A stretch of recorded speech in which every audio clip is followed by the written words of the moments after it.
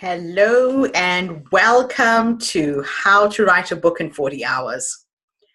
Thank you so much for inboxing me your email addresses so that I can get in touch with you and introduce you to this amazing project that I am currently involved in. Now, as you know, this is a closed group, and I would really like you all to take full advantage of everything that I will be sharing with all of my authors within this group. It's an opportunity for you to learn, for you to share and connect with other people, for you to ask me questions so I can guide you step by step in writing and producing your book. So I'm going to start off by answering a question that one of you emailed me. And Jolie, thank you for the conversation we had today. I've been encouraging everybody to inbox me a time so I can meet and connect with you, tell you how I work, tell you how I can help you. She asked me a question. She's never written a book before, and she said, Gertrude, how do I start writing this book?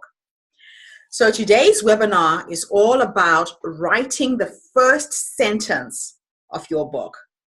You have to remember how crucial it is for you to connect and engage with your readers with that first sentence. And the first sentence of any book, of any novel, is the hardest and toughest thing to do. You're going to find yourself sitting there, literally pulling your hair out, not sure where to start. And one of the things I encourage all of my authors to do is to find something that will make your reader want to find out more about what you're writing about. That's what's called your narrative hook. The way that you entice your readers into your story, you keep them engaged so they are holding your book from beginning to end and absolutely loving it. So your opening statement is your hook, and it's the only way that you can get your readers' attention, hold them with you from the beginning of the book until the end. So, tips on ways to entice your readers. There has to be something in the opening of your book that will make them want to find out more. And one of the ways to entice your readers is to start off either with conflict. You can start off with a question. You can start off with some kind of emotional connection between your characters. You can start off with humor. You can start off with pain and make them cry. You can shock them with something so unusual they've never ever heard of it or thought of it before. Or it could be a twist that leaves them reeling, not knowing what's going to happen next. Sometimes you can start your book by starting with the last scene, the very end of your story, and then working it back and then telling the story from the back to the front. So there's all kinds of things that you can do to really entice and engage your readers right from the beginning. So let me give you a few examples of opening sentences in books that I've read that really work. You could start off with action. There's a book called The Invisible Man by H.G. Wells, and it starts like this. The stranger came early in February, a wintry day, through a biting wind and a driving snow, the last snowfall of the year. Over the dawn, walking as it seemed from Bramhurst railway station and carrying a small black portmanteau in his thickening gloved hand. Now, what H.G. Wells has done is he has painted a picture for his readers of this stranger. He has set the story in winter.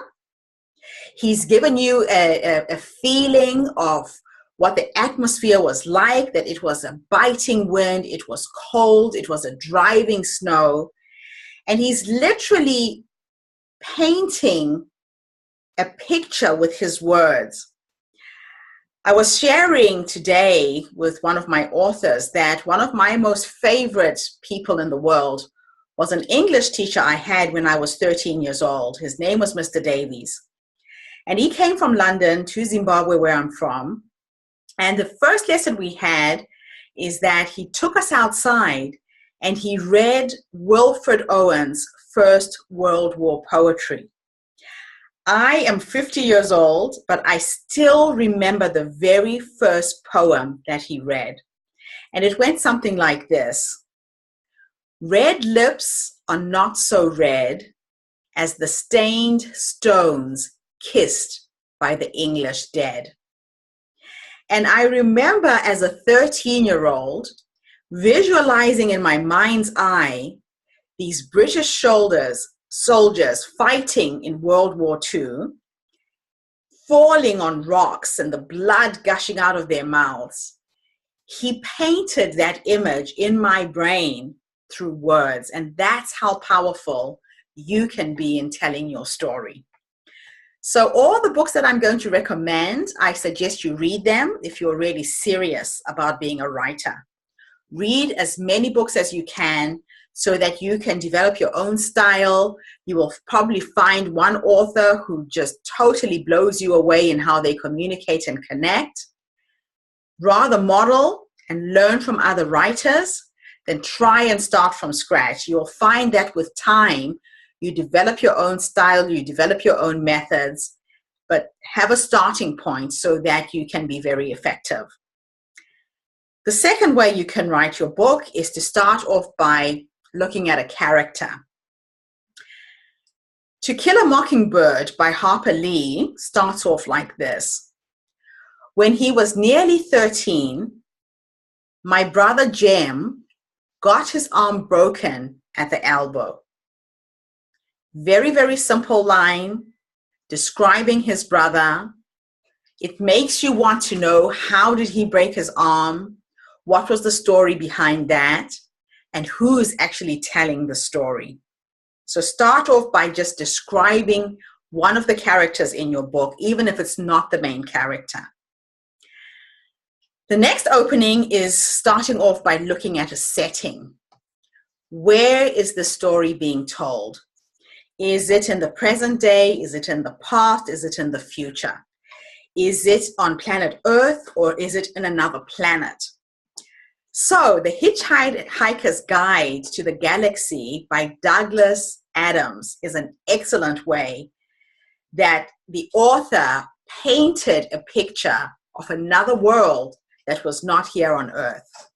And it starts like this. Far out in the uncharted backwaters of the unfashioned end of the western spiral arm of the galaxy lies a small, unregarded yellow sun. So he started by describing a planet in the galaxy that we've never heard about. And for me as a reader, the first thing I want to know is, where are these uncharted backwaters? And what is this small, unregarded yellow star? So he hooks you in straight away into that particular book. The next way you can start is by starting with dialogue. Start off with the characters saying something to themselves. If you've ever read the book Charlotte's Web by E.B. White, it starts like this. Where is Papa going with that axe? Said Fern to her mother as they were setting the table for breakfast. Again, a question that makes me as a reader think, where is he going with that axe?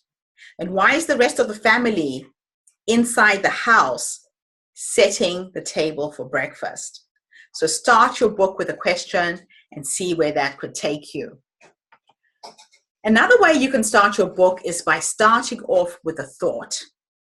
Perhaps you might want to go into your character's head and find out what they're thinking and express that to your readers.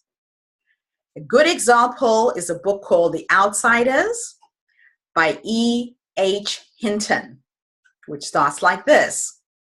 When I stepped out into the bright sunlight from the darkness of the movie house, I had only two things on my mind: Paul Newman and a ride home. Immediately, I want to know what Paul Newman film was he watching, and why is he going home, and how is he going to get there? And you know that it's set during daytime because he stepped into the bright sunlight from the darkness of the movie house. So a lot can be said in one sentence that can really get your reader to want to know more about your book. Two more things I'll share with you. Start your book with a statement. Here is an example of how Pride and Prejudice starts by Jane Austen. Amazing book. If you haven't read it, you've got to get it. It starts this way. It is a truth universally acknowledged that a single man in possession of a good fortune must be in want of a wife. So who are we talking about? Who is this single young man who's obviously very wealthy and is in possession of a good fortune? And who is the wife going to be? Already we've introduced characters that we don't even know their names.